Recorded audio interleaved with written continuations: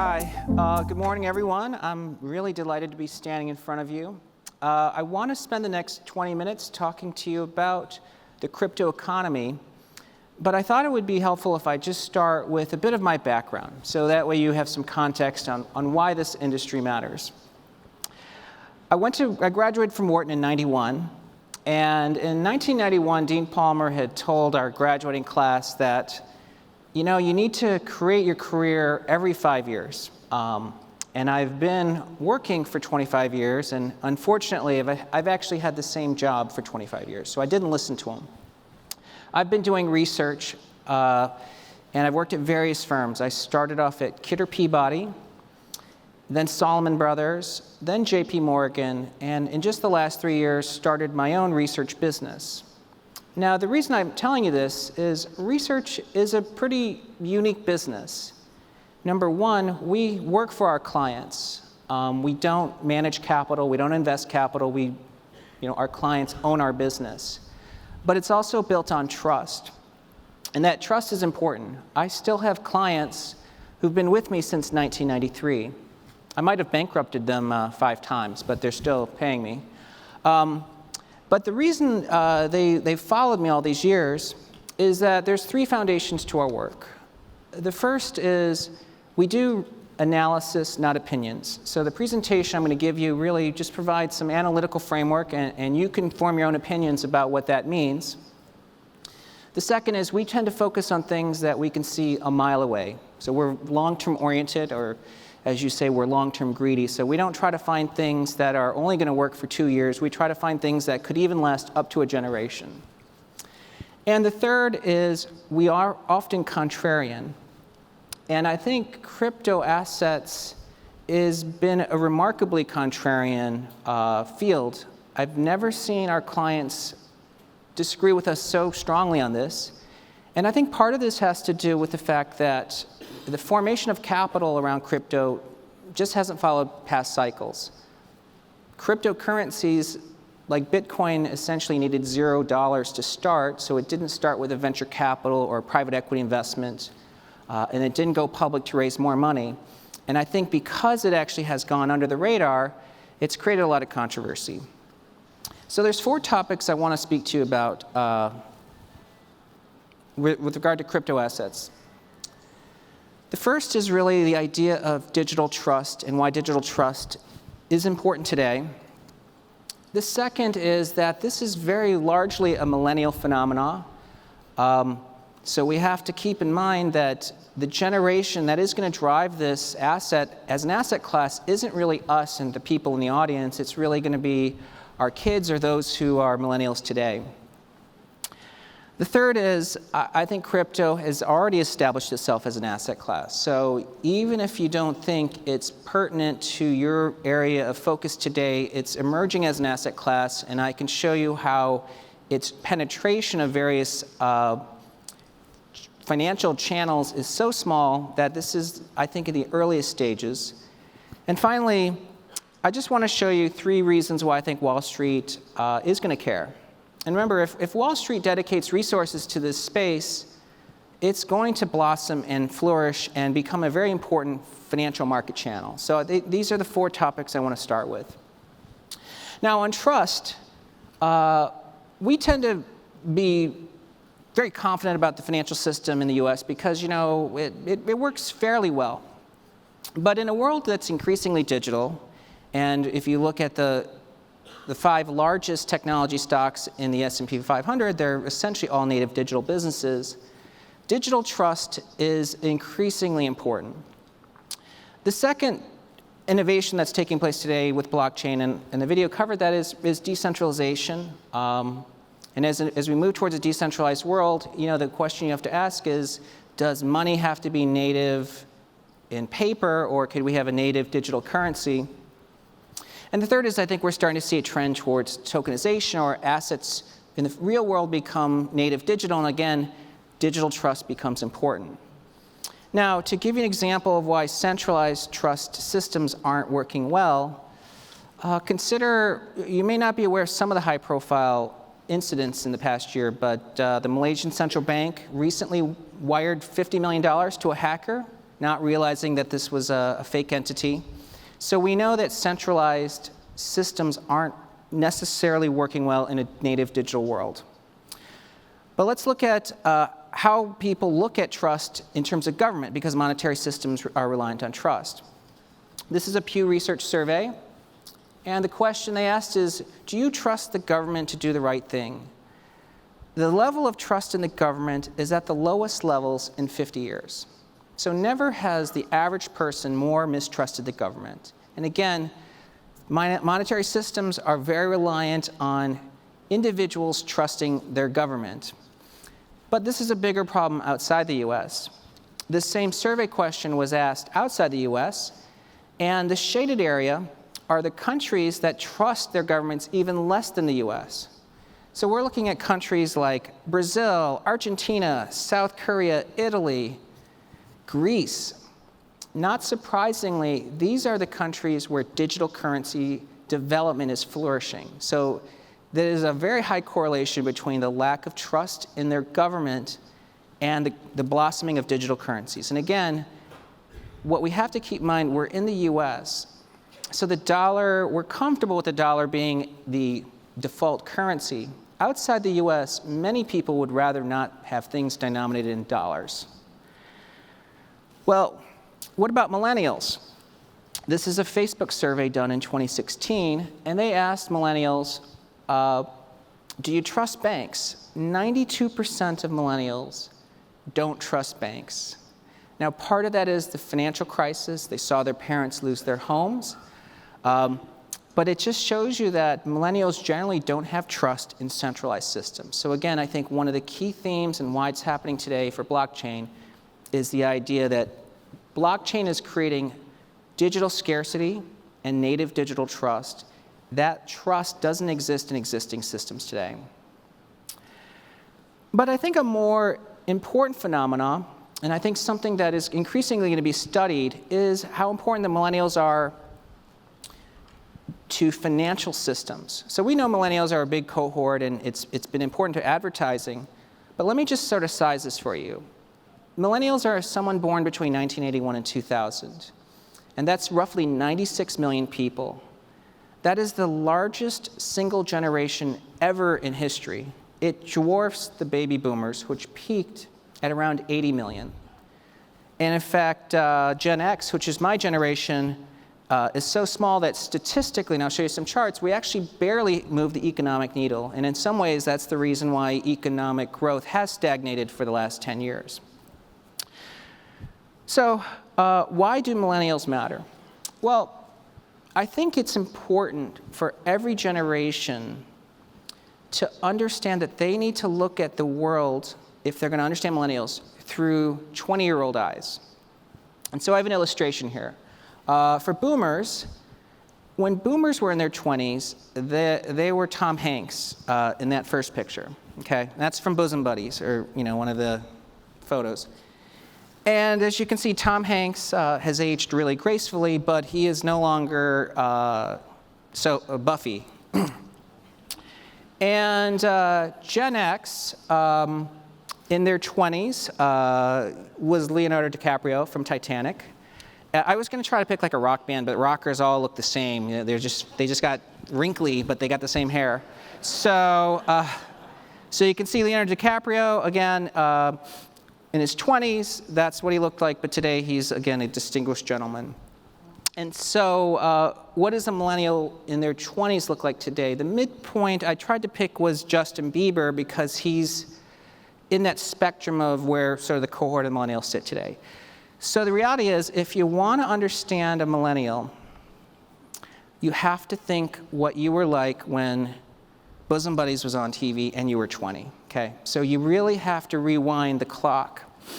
And why does that matter? Well, let's think about how each generation experienced technological and social change. So the boomers in their 20s experienced women entering the workforce. There's a huge increase in the participation rate.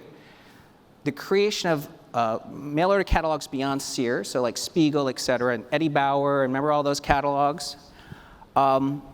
mainframe to PCs. I mean, this was, the generation that Apple was created in the IBM personal computer, and also Microsoft and graphical interfaces. Now, Gen X, which was my generation, experienced really two important disruptive technologies: wireless, which was analog cellular at the time, but it became digital, and it led to mobile email and text messaging, and of course the convergence with the internet, which is really powered the digital economy. Those two technological innovations, I was very fortunate to be the research analyst for. So during my years of 1993 to 2007, I was a wireless analyst. So I witnessed the growth of the wireless industry and covered it and helped the companies raise money, but also saw the convergence and collapse with the internet. So what do the millennials experience today? It's companies like Facebook, Uber, Airbnb, Instagram, Kickstarter, things that we all use, and in fact, we all are very comfortable with.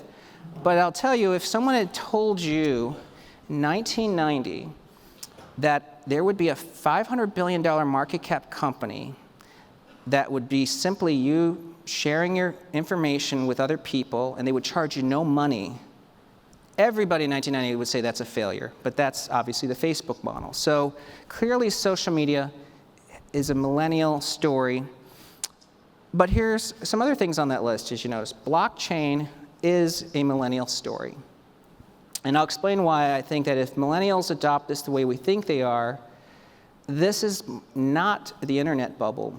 This is a lot more like emerging markets becoming an asset class. I think that's really the appropriate analog.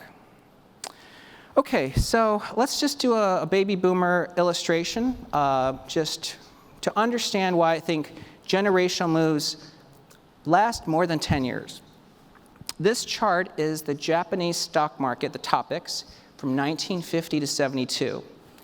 And it rose 40 times during that period of time. And that's a monstrous, monstrous rise. I mean, think about it. An entire country's stock market rose 40x in 20 years. Interestingly, that's 1972 at the top. That was the year Henry Kissinger invited Japan to the G7. So because the Japanese stock market nearly tripled in 1 year, they became a developed nation, part of the G7. And unfortunately, you can see that after that peak, the topics actually fell 50%. Now, you can imagine what this guy's parents were saying. Son, we fought the Japs during World War II. Why are we helping their stock market? They were in the middle of the Vietnam War. They just fought the Korean War. Why would anybody want to invest in these less developed countries? Now, in 1970, that's really when Templeton was formed, right? John Templeton, at the time, there were only 5 emerging markets he could invest in, but that was that moment. So let's see how that advice played out. Was it wise to say, let's give up on Japan? That chart previously is now in the middle of the page. Okay, that's 1972. The Nikkei rose for another 20 years to 1990. You had a 40-year rise in the topics with a 400x total return for a country.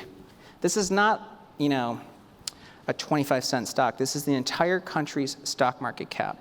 So the point is, it's a good thing that the boomers didn't listen to their parents, which was a silent generation. Okay, so let's think about where the millennials are today.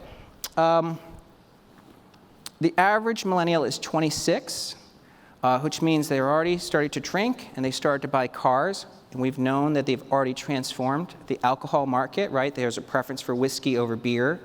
And they're already transforming the automotive market. What you may not appreciate, millennials are also driving a huge revival in the RV market. The last time RV sales were as strong as they were last year, Lucille Ball was on TV. So it's been nearly 50 years since RV sales have been this strong. 44% of the buyers of the RVs today are millennials. Well, what are millennials going to be doing in the next 30 years, okay? Something you can see a mile away. I have a population tree here, and I've lined up each of the generations. The millennials are now just entering two critical periods, the home buying years and their investing years. So let's think about housing. I've lined up each generation when they were aged 21 to 35, and I colored each. The red is silent, the boomers are light blue, Gen X is gray, and the millennials are blue, dark blue.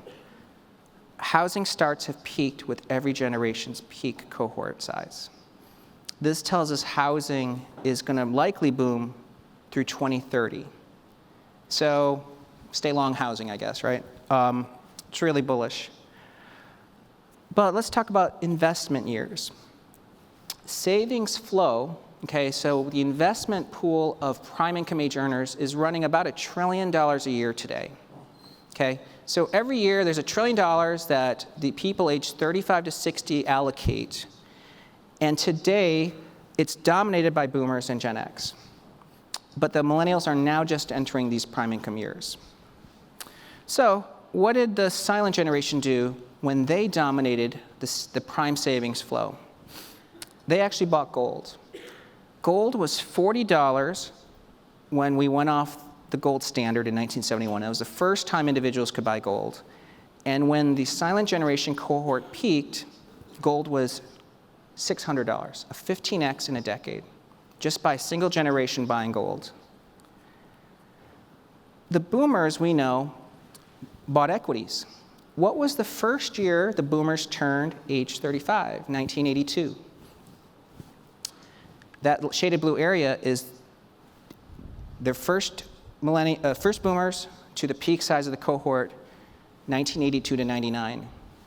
Coincidence? That was essentially the stock market boom. And the question is, well, what about the Gen X, which was a smaller cohort? As you can see in the middle period, the stock market didn't go anywhere. Gen X wasn't big enough to actually power the stock market higher. But here we think the millennials are going to drive equities. They like growth stocks, so we think it's going to power a stock market boom through 2038. Gen X liked hedge funds, and you can see that's essentially peaked with Gen X. But here's what I think millennials are going to do. Now remember, millennials are going to soon have $1 trillion of savings flow. Bitcoin's rise in 2016 coincides with the first millennials entering their prime savings years. Today, crypto, for every $1 billion that goes into crypto, it's turning into roughly $25 billion of price appreciation. If millennials put 10% of their savings flow, $100 billion, into crypto, that's a $2.5 trillion rise per year. And crypto is roughly a $500 trillion market cap. So we think that you may end up seeing Bitcoin by the end of the cycle as high as $10 million per Bitcoin.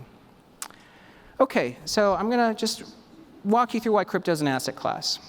First of all, the St. Louis Fed actually published a white paper, and they said it looks like it is quite a viable asset class. And you might say, well, isn't crypto breaking all the rules that we know about? I went to Wharton, we had like the 10 commandments or evaluation, et cetera. But I think over the last 20 years, a lot of rules have evolved. It used to be that 92% of companies that went public had to make money. Today, only 20% do.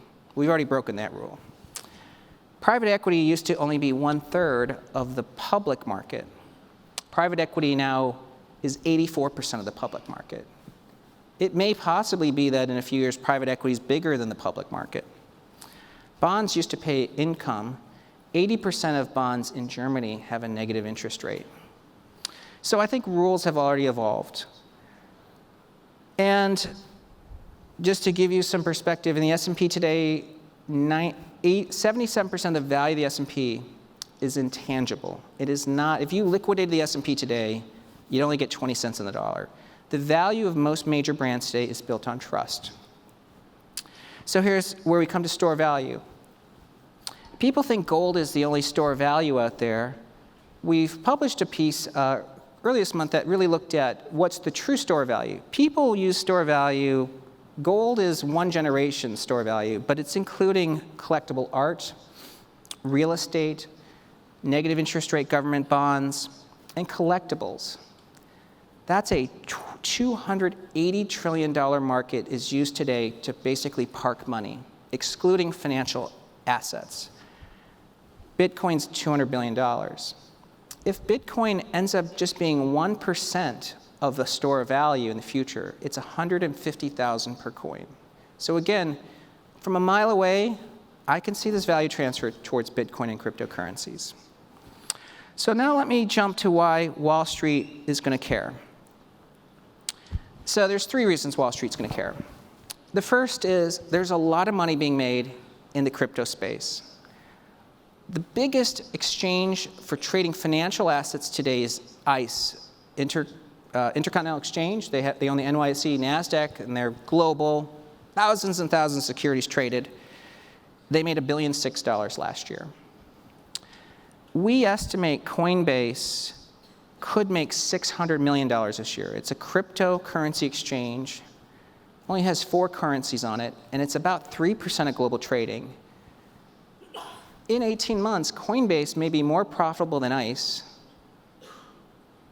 and that is just mind-blowing. I don't think anyone could believe that ICE, the biggest exchange in America, could make less money than Coinbase, and that may be the future. So one, there's a lot of money to be made, and Goldman, Morgan Stanley, even ICE understand this, and I think they're building an infrastructure into gateways into crypto.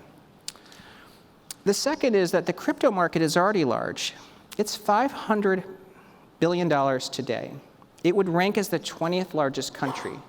So again, if you think about the emerging markets analogy, crypto is already the same size as Brazil, Spain, Singapore, Russia. It's bigger than Ireland, Spain, Israel, Greece, Turkey, Vietnam. Wall Street has thousands and thousands of bankers and research traders, everybody, hedge funds dedicated to these other countries. This is going to start to focus on crypto. And the third reason is that as a portfolio strategy, crypto is uncorrelated alpha. Now, what does that mean?